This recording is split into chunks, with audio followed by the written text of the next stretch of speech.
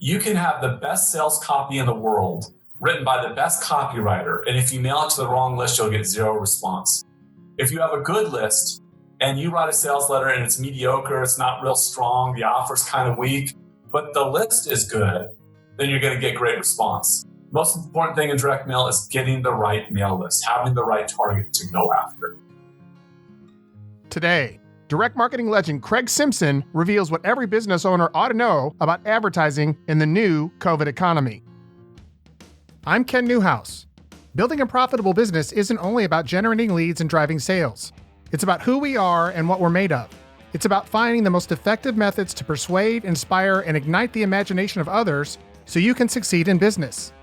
If you're a member of the new breed of entrepreneur, I invite you to join the quest as we reveal the newest and most effective methods you can use to get clients now.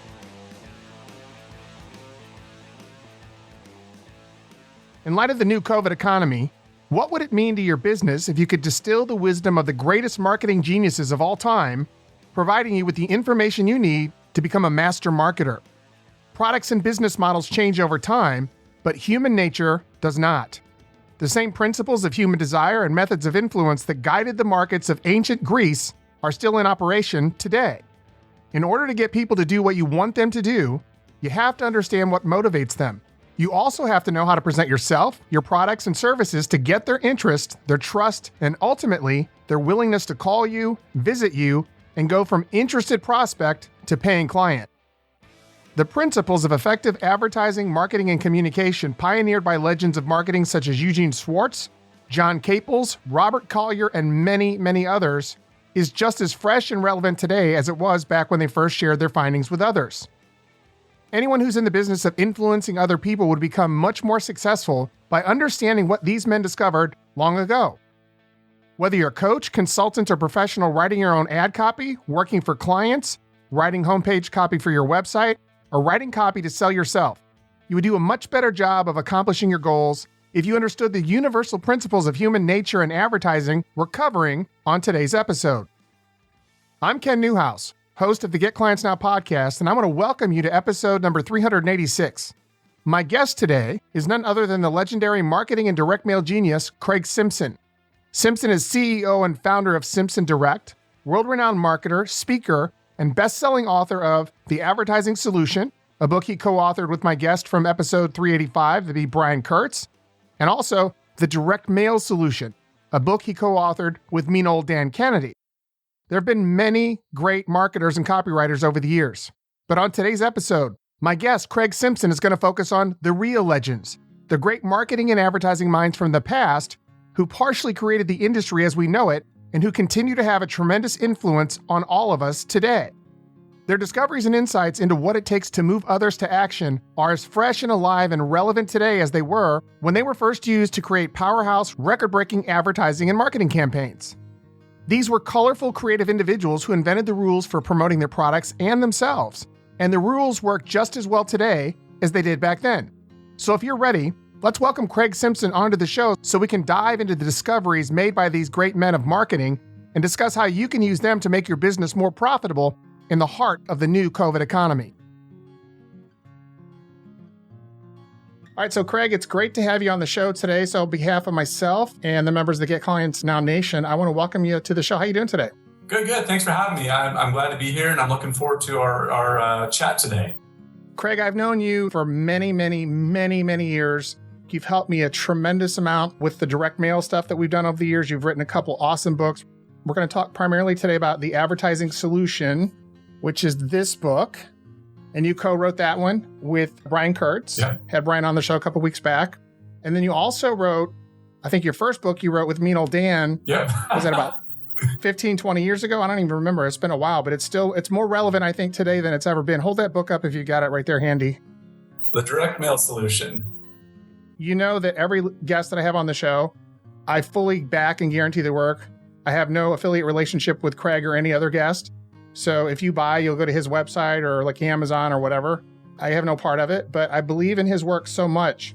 I've been impacted in a positive way and benefited financially so much from Craig's work that I'm more than happy. I'm delighted. I'm thrilled, number one, to have him on the show, but two, to put my personal 100% money back guarantee behind these books.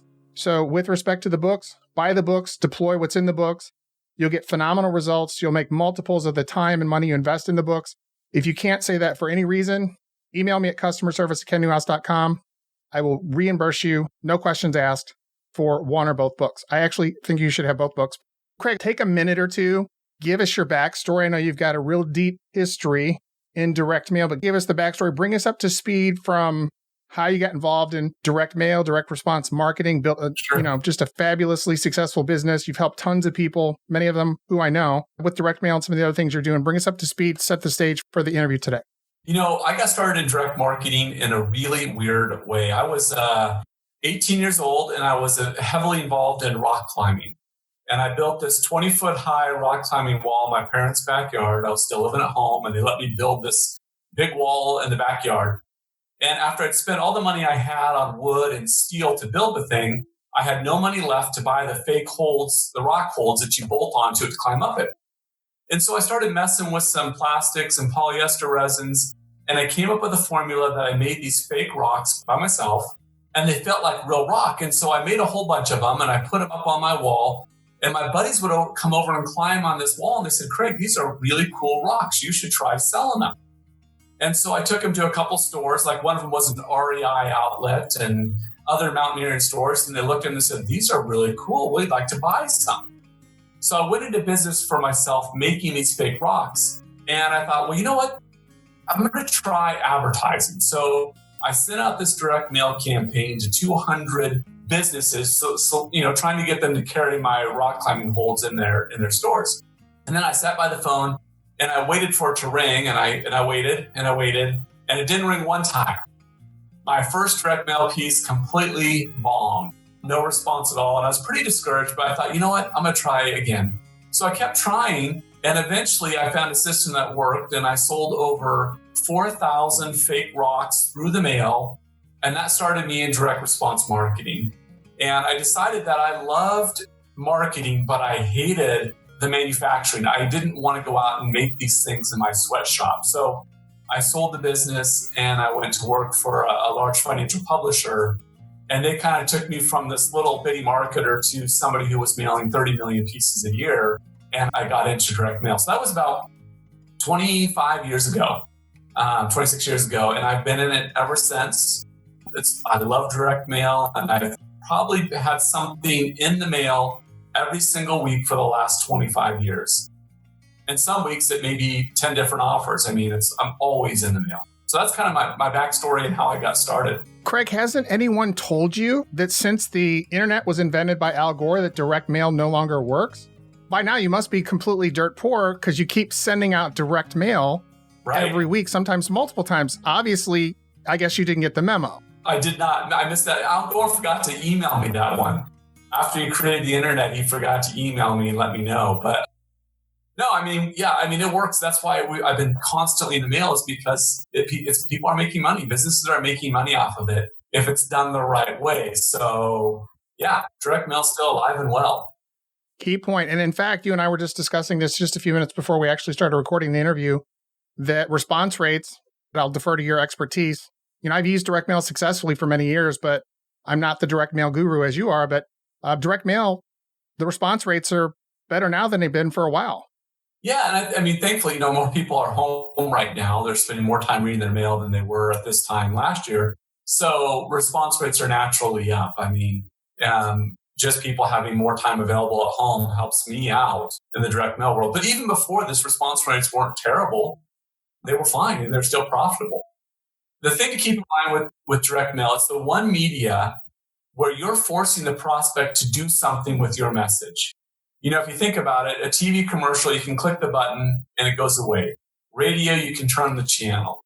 Email or online, you can press a button and it's gone.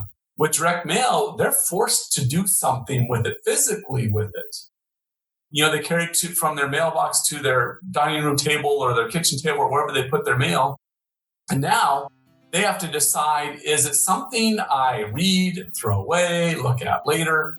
But we're forcing them with our message to do something physically with it. And that's what sets us apart from other media. It's not easy to get rid of quickly. Yeah, that's a good point. Obviously, if you had to spend $10,000, $1,000, whatever it is, somebody might say, well, that's a lot of money to send in direct mail. But if you have a proven, tested system, like obviously you teach your coaching members, your clients, and also in your book, if you're making $8,000 or $10,000 back from $1,000 mailing, let's keep mailing. Let's spend even more. Let's invest even more in that. So, the name of your 2 books, we covered those. What I'd like to do now is one other question to kind of set the stage, give people a real good feel for kind of who you are.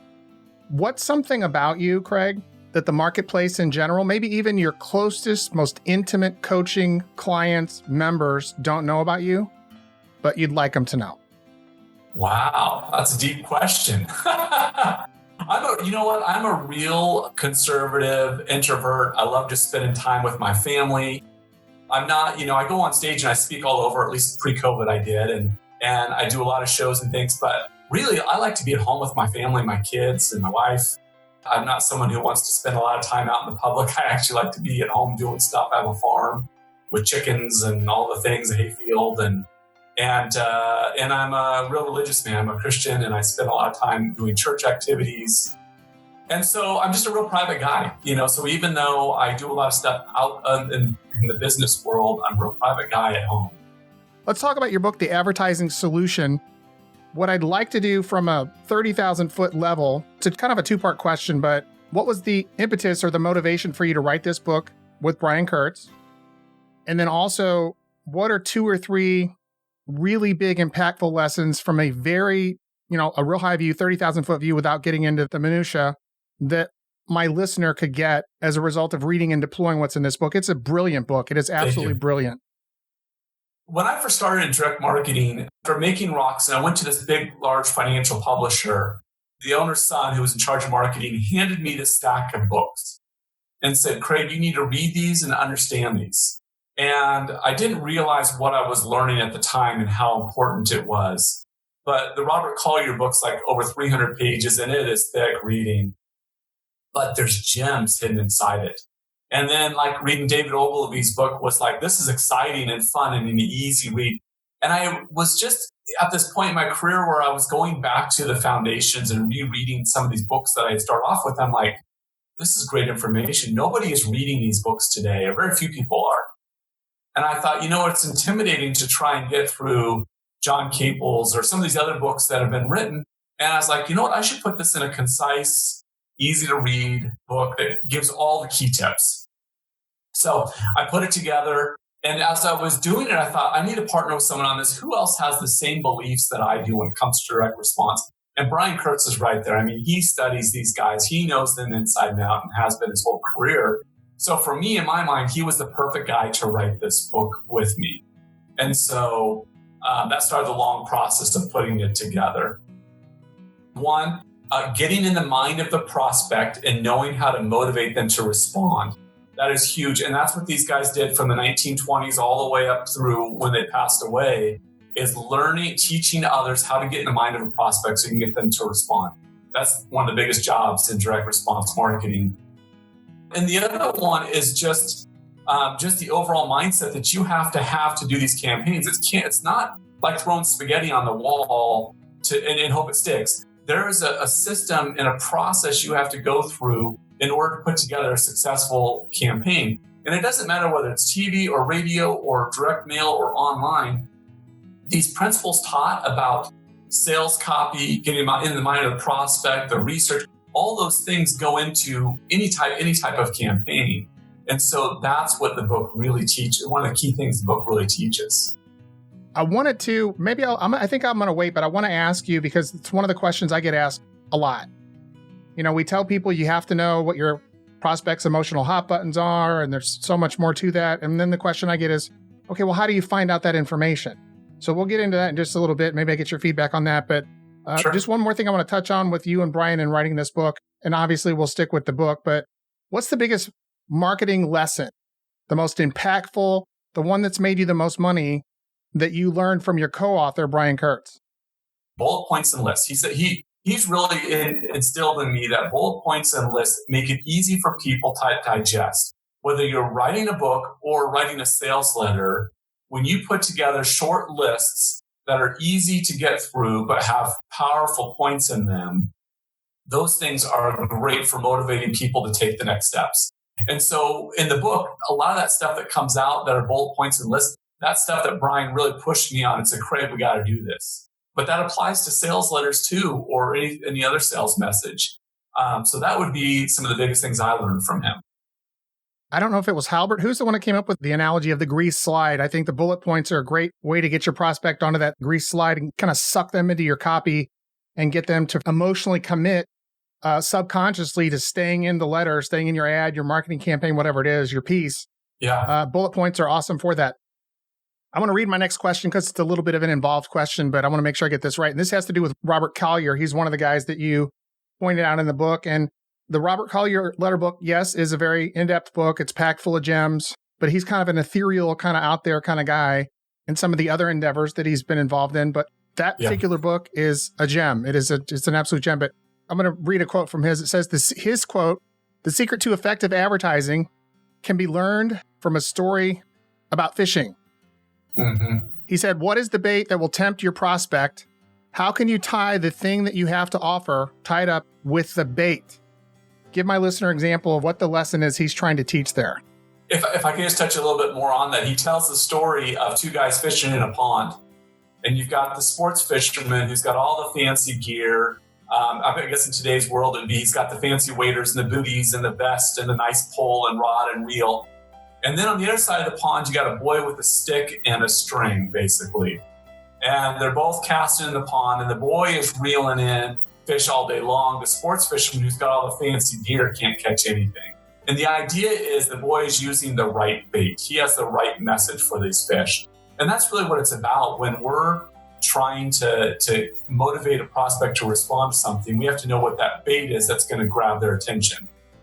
David Ogilvy called it the big idea. It's the same thing. It's what is that one thing that the prospect lays awake at night thinking about that you need to touch in on that makes it, as soon as they hear that, they have to respond to it. And so that's the bait or the big idea. It's that one important topic or subject that they're always thinking about. So here's where I want to follow up with the question I mentioned about 3 minutes ago. What are some tools or techniques or ways we can find out what those emotional hot buttons are, what the bait should be? Yeah, great. A lot of times we may not know. We may, I've heard Frank Kern say this many times. What I used to, the people who I used to think were my perfect prospects weren't really my prospects at all, because I was offering the wrong bait. I thought I knew what they really wanted, and I was attracting the wrong kind of people. So I think this is a question not only for my listeners, but for myself. How do we know? How do we figure that out?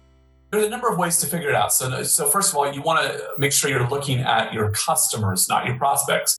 Because a lot of times people will say, hey, Craig, I've got a list of 5,000 prospects.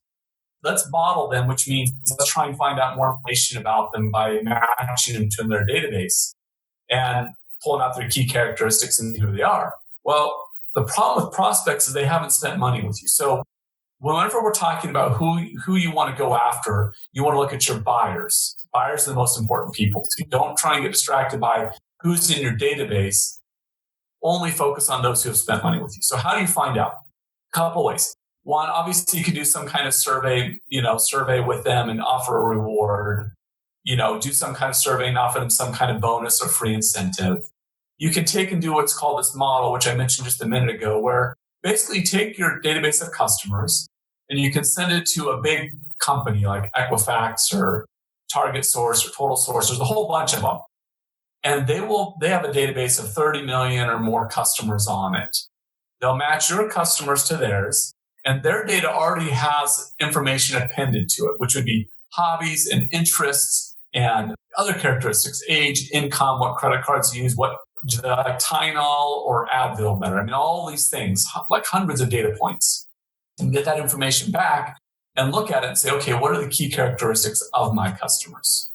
So those are a couple key ways. Surveys, having your database modeled, and you know what the best way is? Talking to them. Invite them in for something. Get on the phone with them. Talk to them. Meet them in person. I think it was David Ogilvy, when he used to do research, he would hop on a train from New York and go to Chicago and then back. And his whole purpose was doing research, and so he could talk to ordinary people every day so he could get ideas for the marketing campaigns he was putting together.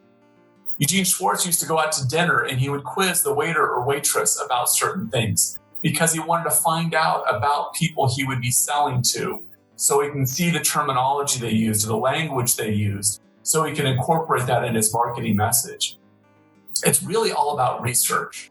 So the more that you can do to get to know your customers, the better job you'll be able to do to write a message that will grab them and hook them in. A quick comment, a quick question, a follow-up to that, and then a quick story. Very quick. The quick comment is research is also spelled WORK. So you have to be willing to do, successful people are willing to do those things that unsuccessful people aren't willing to do. He's giving you examples here. Great. The quick follow-up question is, we're living in the new COVID economy. What about people who lost their job or they got to pivot? Now they're going to go after a different set of prospective clients, customers, or patients. The old ones are gone. How would they go about just one or two very quick examples of finding out information about those people as prospects? I think it's very similar, though. I don't think it changes. I think you just have to do it differently. Maybe instead of meeting in person, it's meeting on Zoom. It's still a phone call. It's still finding ways to get in touch with them, to have that conversation, to find out more about them. Rather than meeting in person, you just got to do it differently. Okay, and then a very quick story. The beautiful and talented Lisa and I were living in Portland. I talked to you about that earlier, in the Pearl District. And I got this bright idea to send this huge direct mail package, vetted my list, and I put packets of Tylenol inside the envelopes, but I didn't put them in the big envelopes. I put them in business envelopes. So when they went through the mail processor, they got all crushed up and they turned into white powder. Well, this was like 2008, maybe? No, it was like 2010, actually, 2009 or 10. And so I'm working somewhere with a client and I get a call from Lisa and she said, Ken, there are 2 FBI agents here at our house and they want to come inside. What should I do? I said, why are they there? And she said, because of all the stuff we mailed, it's like powdery. I'm like, we didn't mail any powder, but let them in. And so they came in and, we had, this whole big factory of stuff that we had done. We had boxes and boxes of Tylenol. I think we sent out like 500 mailers because this was for something expensive going to dentists. And it was just funny because we did send out the direct mail. It was a complete loss, learned a big lesson. But to have 2 FBI agents show up, and she's like, what should I do? Well, obviously, let them in. I mean, we did nothing wrong, but let them in. But I guess it was that, they thought it was anthrax or something. Yeah. Without even test. It was Tylenol. It was generic Tylenol. Actually, we wrote a sales letter, do you have headaches because of this, blah, blah, blah. So anyway, just wanted to tell that story. But that's funny. Oh, man. Moving on into to another topic in the book. One of the other people that you featured in the book talked about hidden desires and magic words. What are hidden desires, as you reference in the book? Mm-hmm. Why do we need to know this information? Why do we need to know what hidden desires are? This relates to our clients, the people we're going to sell to. And why is that so important to know what those hidden desires are? Yeah, and I think, I might have a bit harder time explaining this one, but the hidden desires, really are the things that your prospect is thinking about that they may not share with everyone, but they're things that motivate them. They're things that concern them. Maybe for a woman, it's the inner thinking about the bags under her eyes. She's not going to go out in public and talk about it. But boy, if you could talk to that in a message and you offer a face glove that's going to clear up those bags, that's a hidden desire of hers to fix that she may not be publicly proclaiming from a rooftop. Hey, I got bags under my eyes. I need them fixed, right? It's something she may be thinking about that is desperately thinking about, but doesn't want to necessarily go out and make everyone know about it. Good answer. Very good answer. So now this is the question that I kind of got juxtaposed with it. So I think it was Schwartz. I'm not sure, but tested selling sentences. Maybe this again might be Collier. I don't remember. I'm not sure. And magic words. So talk about tested selling sentences. Matter of fact, I think it was Collier. And magic words. What are those? And how can deploying those in our advertising and our marketing copy improve the response rates and help us make more money? So something that's so important, and John Caples was big on this too, is testing. It's like everything we do, we've got to run a test. And Caples was probably the first guy that really pushed for this early on. So when it comes to a headline or a keyword, it's important to test everything, but test it in a way that you can measure response, right? You don't want to test a keyword and a headline and then change the offer out and test that at the same time. you're not going to know which one increased or decreased response, right? It's one variable at a time.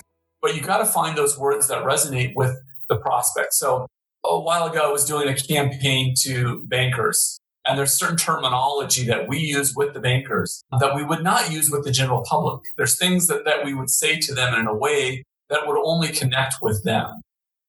Now, do we know, we have an idea what those words are, but to really know what they are, we have to test it out. So maybe we have, 4 different mail pieces we're sending out and we're splitting it up, and each one has a different headline or a different set of words that we're using to see which one's going to connect. Finding those key things will make you more successful in the future than if you're willing to take the time to test and find out what those are, what's going to make people respond best. And knowing those words is critical. So just a quick follow-up point and then a quick question. When you said you sent out 4 different iterations of the same direct mail piece, you only changed one thing in That's each. right. So you didn't have like a completely different sales letter for each 4. It was the same exact piece, except maybe the headline was different for each one. Yes? Yes. So we're only testing one thing at a time, because otherwise it becomes too difficult to see what's really affecting response.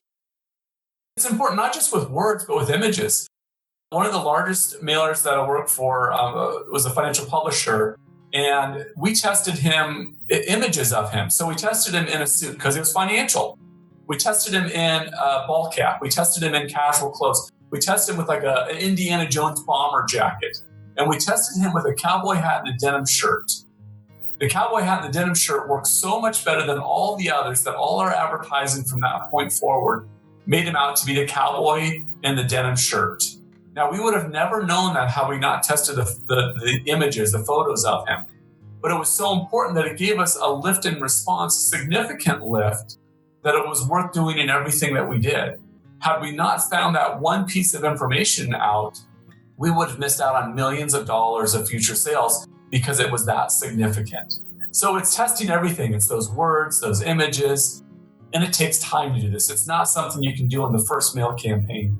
It's something where you've always got to be in the mail and testing. And by doing that, you'll really see the benefits down the road.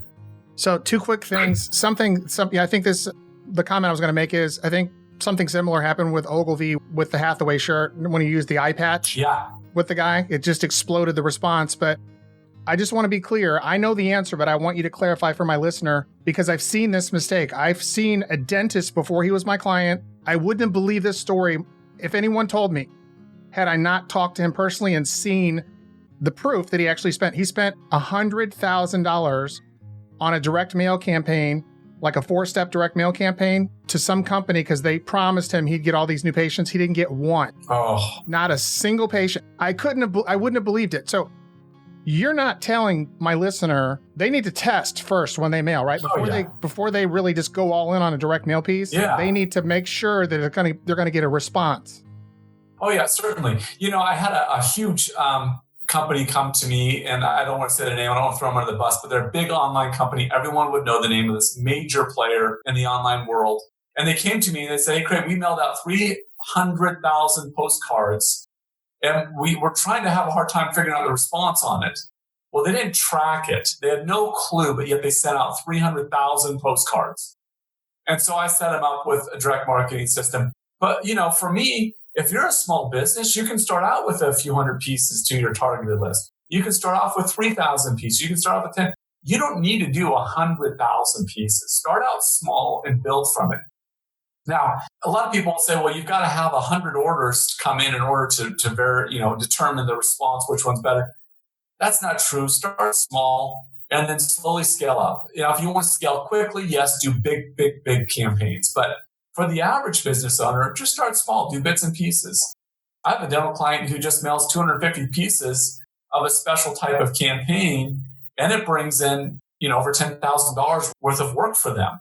Well, that's not a huge mailing. It's low cost, and they can do it a couple times a year and do really well off of it. So absolutely. So you don't need to have these massive campaigns. Yeah, I just wanted to clarify that because I didn't want someone to misunderstand due to, a mistake maybe I made in my questioning, and then make that mistake, because a lot of people, unfortunately, I made the mistake when I was much younger of just, mailing out a whole bunch. I don't know how many it was, maybe 1,000. I don't know. Took a bath on it. total flop. But anyway, okay, let's do this. I want to move into something where the Jeopardy music plays in the background. This is my rapid fire bulleted questions segment. Okay. I don't have this on every episode, but in your book, you featured the world, like the best marketers and advertisers, copywriters, direct response that have ever lived. Not all of them, but a good number of them, like at the pinnacle. So I want to tell you their name. I'll say their name, and then I want you to take 30 to 60 seconds. Tell me the biggest lesson you learned from them and how you deployed that in your business and benefited. Okay. Ready? Let's give it a shot. Okay. My personal favorite we're going to start off with, because Breakthrough Advertising is my favorite book ever. Okay. Eugene Schwartz. Go. My favorite thing from him is, and I think it's brilliant and you should spend time talking about it, it's his methodology for writing. He eliminates writer's block through his 33 minutes and 33 seconds of working on one project at a time.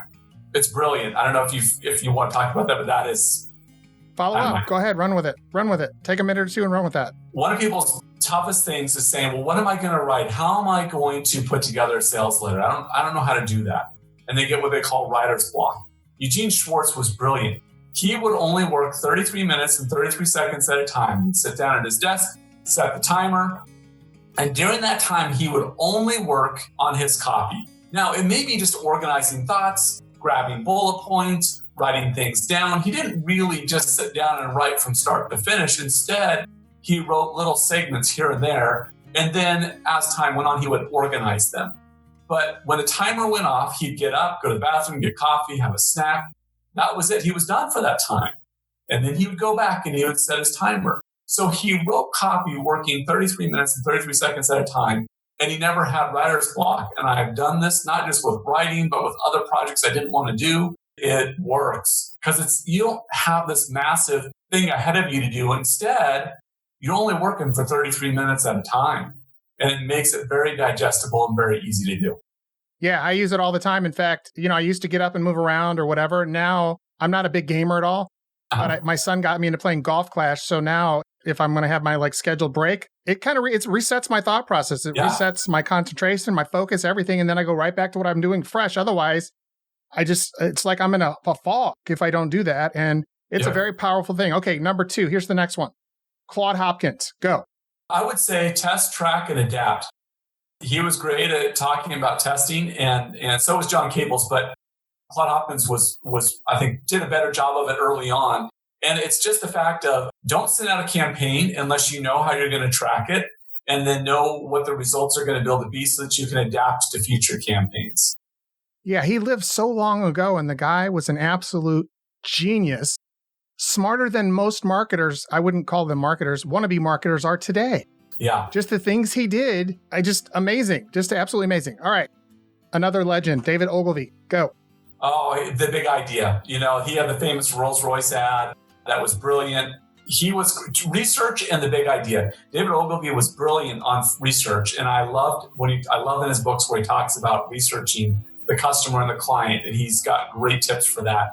And then also the big idea, that was his thing. That's one of the things that made him famous was that Rolls-Royce ad that he came up with the big idea for. All right. Tested advertising methods, John Caples. And I know actually he's written another book and I forgot the name of that book, but I drove to a university about an hour away from here because that was the closest copy of that book I could find. They wouldn't let me check it out because I wasn't a student. But I went through the book and then I took my iPhone and I took pictures of every page of that book.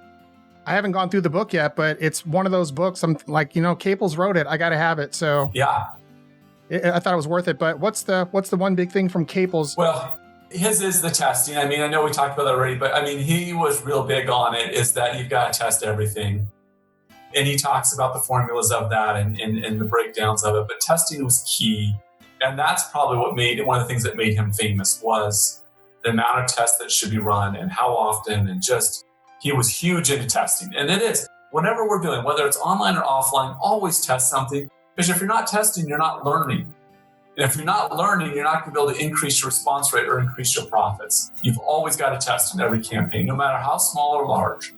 I just want to ask a quick follow-up. How much, if you can actually put this into, some sort of figure, how much money do you think you've made extra, maybe percentage, not dollar amount, or dollar amount, it doesn't matter. For you personally, how much additional money do you think you've made as a result of deploying testing things, Oh man, constantly tweaking? It's exponential. It is. I would have to say. I don't even know how to put a number on it, but I mean, I can't fathom what it would be like without testing.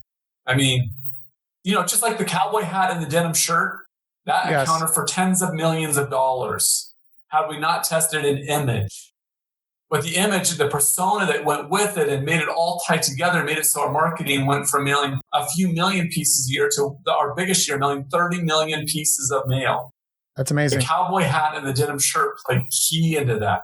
So, I mean, I can't even put a number on it. It's amazing. Yeah. And the sad part is a lot of business owners, a lot of entrepreneurs, a lot of coaches, consultants, either they don't know the impact, they don't know the effectiveness, they don't know how much more money they can make, or they're just too lazy. They want results right now and they're unwilling to test. But I couldn't imagine trying to run a business without testing. I just couldn't imagine it. Last one of the bulleted list, Robert Collier. Go. Yeah, he's my favorite. Can I tell you about the the $1 bill story? He's the first guy to do this. In the 1920s, Robert Collier sent out a dollar bill, which was a letter, and it had a dollar bill pinned to it. And it was asking for money for a children's hospital. And he asked people to kindly return the dollar bill with some more of their own in support of this children's hospital. He got a 90% response rate. 90% in 1920s. I don't know what a dollar bill was worth back in the 1920s, but it probably, I don't know, was it like a $20 bill today, a $50 bill? I don't know. But it was probably like 100. Probably like a C note. It was probably like 100. Yeah, okay, maybe. I mean, that was a lot of money back then. What a gutsy man to put that together, to say, I'm going to do this. And it had phenomenal results, but that was brilliant from Robert Collier. This guy, he's the reason I wanted to write the book, because of guys like him. He got excited about selling coal. Coal, I mean, of all things. I mean, he got excited about selling the weirdest things, decon or, all sorts of stuff. And his letters are brilliant. So Robert Collier, I can't say enough great things about him. Well, Hopkins got into selling. I mean, he got excited about selling toothpaste and soap and detergent. Yeah. So, Craig, last question I have for you. What's the one question as it relates to either one of your two books? I know we focused mostly on the advertising solution. But again, the direct mail solution is such a coveted book. In my little network of books, I have this little section of book, Breakthrough Advertising. I got Kurtz's book in there. I got some McKennedy stuff in there. Your books are in there. But what's the one question as it relates to direct mail that I didn't ask today that I should have asked? What is the most important thing about a direct mail campaign? What element is the most important? And that's going to be the list. The list is king. You can have the best sales copy in the world, written by the best copywriter. And if you mail it to the wrong list, you'll get zero response. If you have a good list, and you write a sales letter and it's mediocre, it's not real strong, the offer's kind of weak, but the list is good, then you're going to get great response. Most important thing in direct mail is getting the right mail list, having the right target to go after.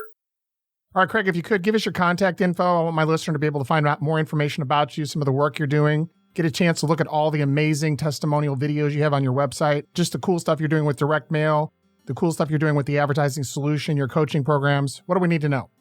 Yeah, so I mean, the best thing is just to go to my website, which is simpson-direct.com, simpson-direct.com, or type in Google Craig Simpson Direct Mail. My website will pop up. And there's different ways to get in touch with me on there. There's phone number, there's email, there's books and courses and all the things. So really, that's the best starting point, is to go through the website, and then it'll show you how to get in touch with me.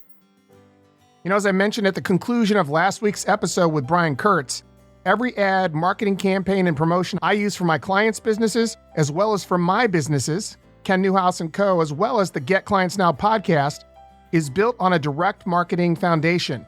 And speaking of the Get Clients Now podcast and the amazing growth that we've seen in the heart of the new COVID economy in 2020, this show has been built using the Profitable Podcast Blueprint, our framework built on the foundation of direct response marketing. Over the last 4 years, we've had many conversations about how you can use direct response marketing to get clients now, increase sales, and grow your business. A great episode that comes to mind is number 385, Make Your Marketing and Advertising Even More Effective, as direct response marketing titan and best-selling author Brian Kurtz reveals his ultimate strategies.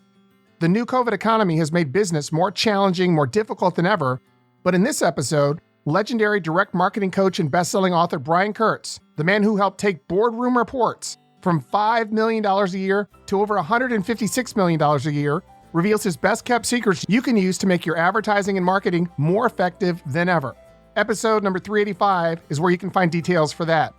I'd also recommend episode 321, where I take a deep dive and show you how to create powerful customer avatars using the 7-minute avatar creation worksheet. You know, to be successful with any marketing, especially direct response marketing, as Craig Simpson noted on the show today, you have to have an accurate, clear description of who you're targeting, or your results are going to fall flat. The 7-minute avatar creation worksheet allows you to discover who your perfect prospects are with laser-like certainty, a tool that takes less than 10 minutes to master. Episode number 321 for that. Both of those conversations you can find on the kennewhouse.com website, on iTunes, or any one of the many podcast hosting platforms available today. Now, before wrapping up, I want to quickly mention that we're in the process of creating a free membership for you where you're going to be able to access the entire library of conversations searchable by topic since 2017. When you become a member on kennewhouse.com, you'll have instant access to my own personal library, the book notes, the highlights that I've captured from Craig Simpson's books, both of his books actually, The Advertising Solution and The Direct Mail Solution. You'll also have access to the other books that I featured on the show for the last few years, plus access to a weekly strategy guide that'll come into your inbox every Wednesday. The guide will feature all the links we mentioned on every show that links to books, resources, also other podcast episodes, as well as the most effective strategy we covered on that week's episode. Additionally, the guide will contain other articles online that I find that I think will be useful for you as well. So be sure to listen for the announcement when we launch the new free membership portal that we're creating for you on kennewhouse.com. And in addition to all that I've mentioned, remember, the first 100 subscribers will get a free digital copy of the updated version of my book, Profitable Again, as well as a copy of my newest book, Profitable Podcast Blueprint. And speaking of incredible content, like we've got on kennewhouse.com, next week, I'm having a conversation with Melanie Diesel, CEO of Story Fuel and author of the Content Fuel Framework, the number one, as in selling the most copies, content creation book on Amazon in 2020. That's right, the number one seller on Amazon as far as content creation for all of 2020. As you're going to discover during my conversation with Melanie next week, anyone can generate content ideas quickly and easily if they have the right framework. And that's exactly what she's going to give you next week. Her very own time-tested framework for thinking of content ideas. 100 or more content ideas at a time. She'll also give you a handy list of subcategories that you can use to guide your brainstorms no matter what type of content you need to create. You know, Melanie began her career at the Huffington Post, then she moved to Time Magazine, then she moved on to the New York Times, where she became the youngest person in history to head up the content creation division at the New York Times. So join me for a conversation next week with my guest, Melanie Diesel, where we discuss the amazing content creation framework she's created and how you can use this powerful tool to get clients now and make your business more profitable than ever. Have a great week, and I'll see you next Monday on the show. Our objective with this podcast is to help you and your business stand out in the marketplace by crystallizing your messaging, marketing, and communications. On behalf of the whole Ken Newhouse team, thanks for listening.